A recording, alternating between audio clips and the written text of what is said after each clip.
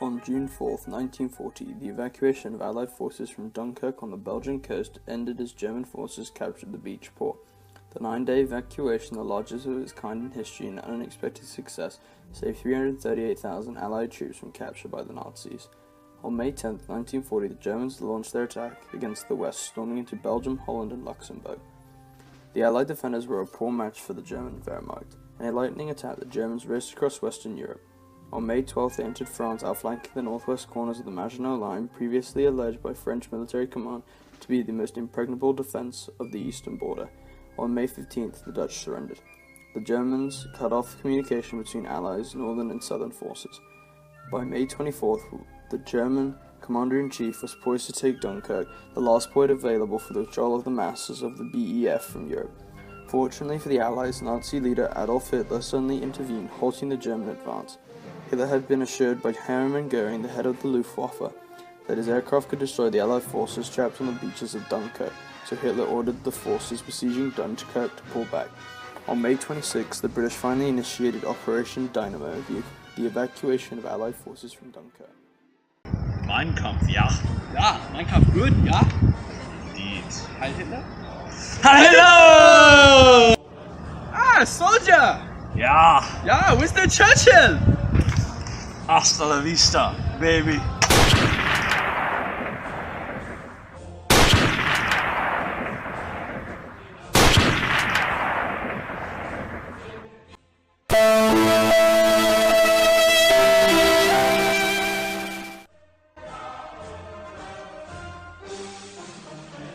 Oh look, we're being bombed, where is it?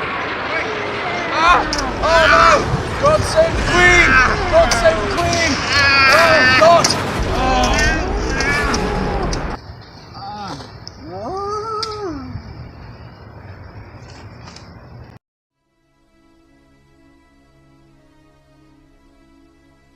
Just before 8 a.m. on December 7, 1941, hundreds of Japanese fighter planes attacked the American naval base at Pearl Harbor near Honolulu, Hawaii. The barrage lasted just 2 hours, but it was devastating. The Japanese managed to destroy nearly 20 American naval vessels, including 8 enormous battleships and more than 300 airplanes. 2,000 American soldiers and sailors died in the attack, and another 1,000 were wounded. The day after the assault, President Franklin D. Roosevelt asked Congress to declare war on Japan. Congress approved his declaration with just one dissenting vote. 3 days later, Japanese allies, Germany and Italy, also declared war on the United States, and again Congress reciprocated. More than 2 years into the conflict, America had finally joined World War II.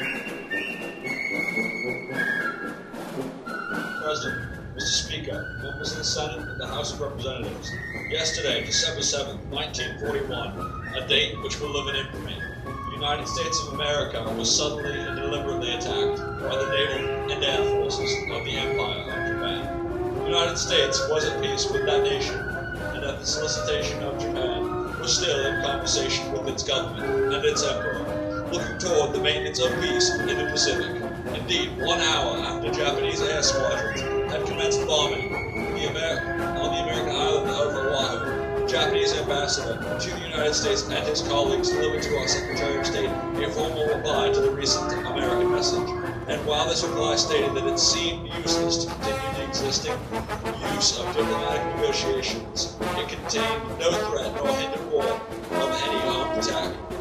During the intervening time, the Japanese government has deliberately sought to deceive the United States by false statements and the expression of hope for continued peace. The attack yesterday on Hawaiian Island has caused severe damage to American naval and military forces.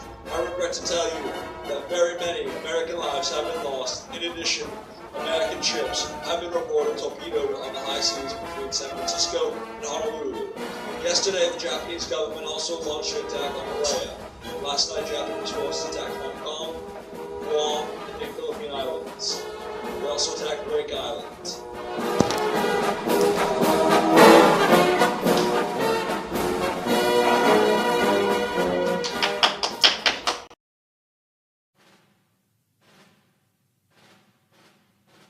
The meeting surrounding Operation Overlord took place at the Tehran Conference in 1943. Here, the leaders of Russia, Great Britain, and the US met to discuss the plans for many invasions. During the conference, the three leaders coordinated the military strategy against Germany and Japan and made a number of important decisions concerning the post-World War II era. The most notable achievements of the conference focused on the next phases of the war against the Axis powers in Europe and Asia. Roosevelt, Churchill, and Stalin engaged in discussions concerning the terms under which the British and Americans finally committed to launching Operation Overlord, an invasion of northern France to be executed by May of 1944 at Normandy.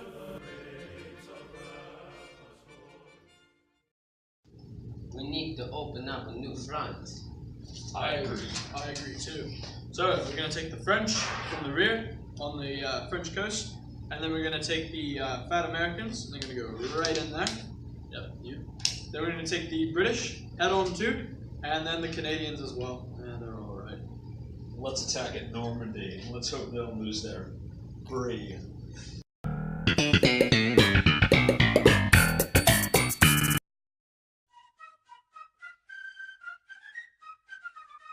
The Ghost Army was an Allied tactical deception unit during World War II led by George S. Patton, officially known as the 23rd Headquarters Special Troops. The unit was given a unique mission within the Allied Army, to impersonate other Allied Army units to deceive the enemy. From a few weeks after D-Day, when they landed in France, until the end of the war, they put on a traveling roadshow, utilizing inflatable tanks, sound trucks, fake radio transmissions, scripts, and pretense. They staged more than 20 battlefield deceptions, often operating very close to the front lines. The story was kept secret for more than 40 years after the war, and elements of it remain classified. George, what do you reckon that is? That right there, I believe, is an American Sherman VSS HR tank. Yeah? Yeah. George, what do you reckon we do?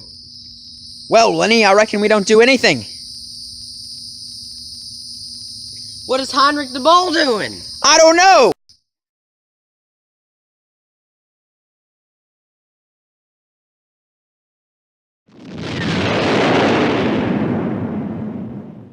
It deflated. Heinrich, what have you done? Lenny, we need to report this to the higher authority.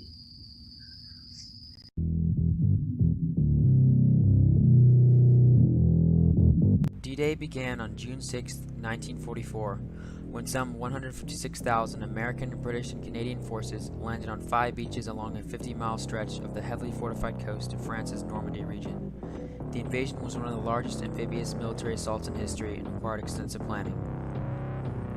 By late August 1944, all of northern France had been liberated, and by the following spring the Allies had defeated the Germans. The Normandy landings had been called the beginning.